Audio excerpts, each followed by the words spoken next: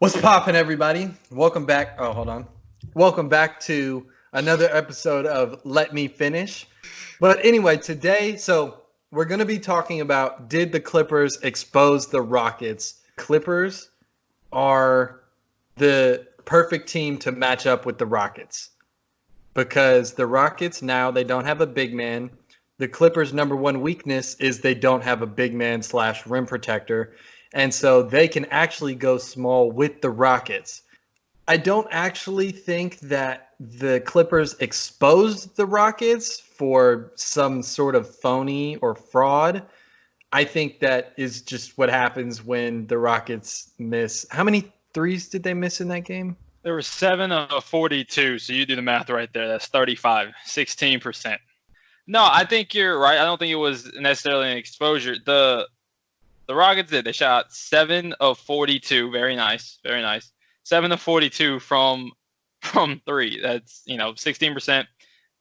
When I looked it up, Pro Basketball Reference, been 5 other games where a team, or 4 games, 4 other games, 5 games in total where a team shot 43s and made less than 17%. And they all lost, shockingly enough. And none of them were close, except for one that actually somehow went to overtime. But yeah, if you shoot that poorly, you're going to get blown out. Zubac was actually really good for the Clippers. They played, I don't know that they played great. I watched the game. I didn't think that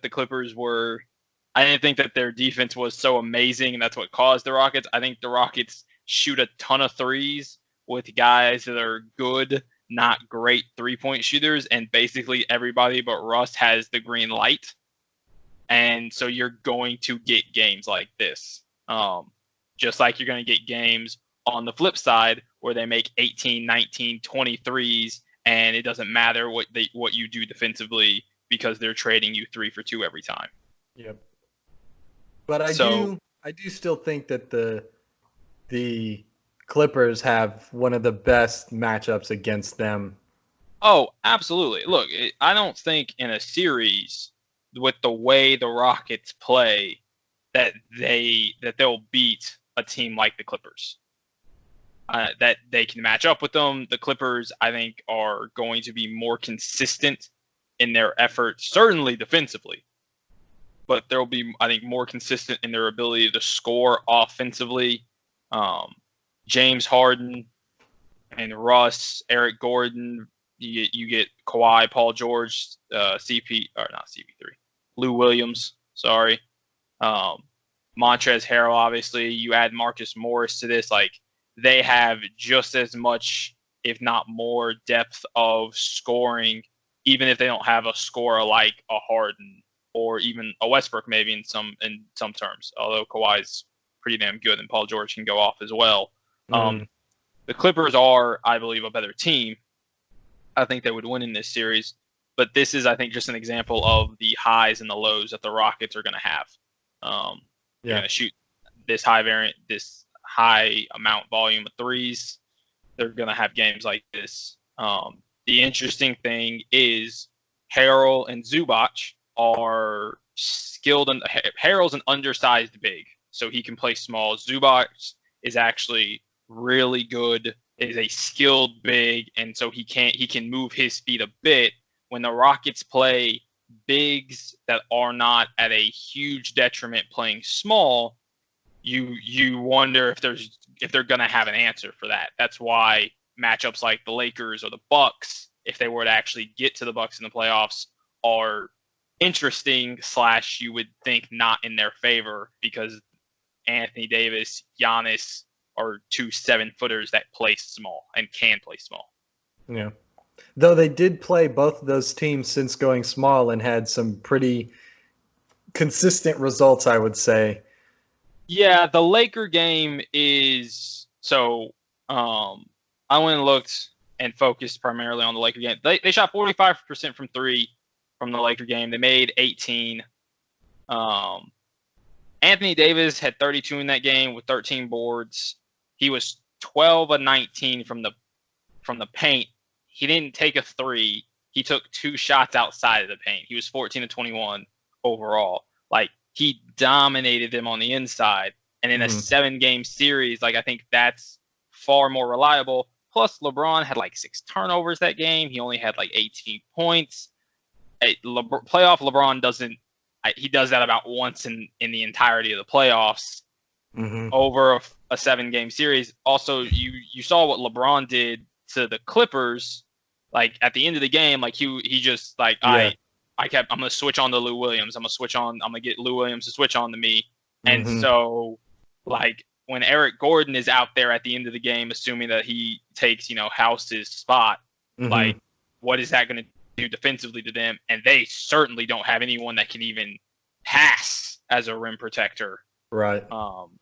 Like the Clippers can try and trot out Montrezl Harrell and Zubac, but the Lakers and the Bucks are two teams that have really mobile big men.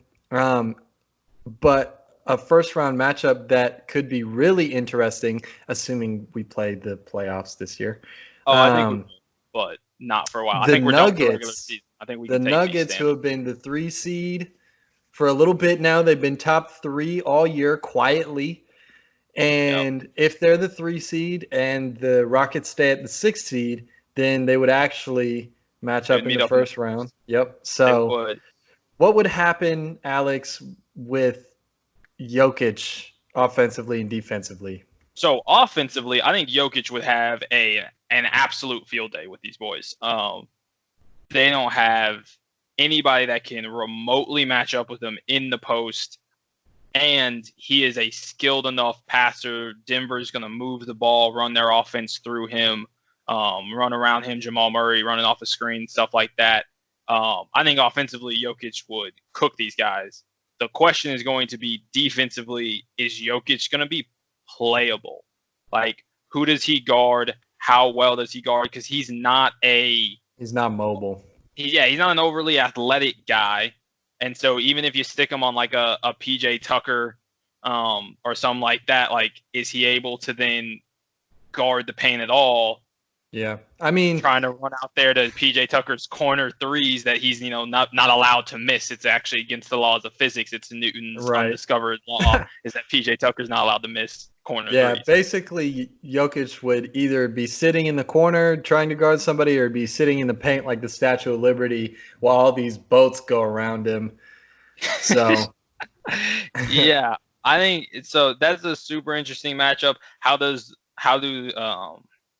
Denver, how does Jamal Murray, Gary Harris, how do they guard the perimeter? Another interesting thing there is Paul Millsap, if you remember from the playoffs last year, killed Portland in the post, killed an undersized Portland team. And Millsap's is not obviously like some 7-foot giant. Like, he can play small. Would he kill this small ball lineup with the Rockets? Would Millsaps be in some ways like a good person to guard Westbrook? I know that seems somewhat counterintuitive, but if Westbrook is going to play only mid-range and in, like, one of the things Westbrook loves to do is to post up smaller guards that he is stronger than.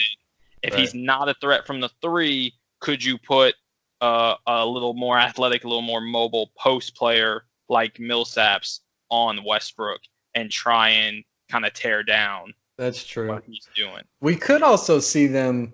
I know NBA teams don't run zones a whole lot, but we could see them run a 2-1-2 with Jokic in the middle, but to cover that up if they need to. We see it every now and then where we see like a box and 1 or a 2-3, like very rarely. But if they were really worried about Jokic not having to come out every time that they're on long stretches of defense, they may even try and do something like that to kind of cover it up a little bit. Yeah, that's probably a good idea. Like I said, stick him on Tucker and then just see how he does. I mean, I don't know. They're about to take a month off. Jokic, go get on the treadmill, drop. Yeah. Well, that was all the matchups we wanted to talk about. Final verdict, did the Clippers expose the Rockets? Nah, I don't really think so either. They are who we thought they were. We let them off. Oh, wait, we didn't let them off the hook. My bad. Well, that was everything for this episode of Let Me Finish. Tell us what you think about the Rockets, how far they can go, how they match up with some of these teams.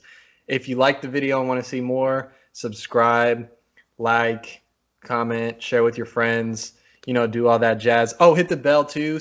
And we're out.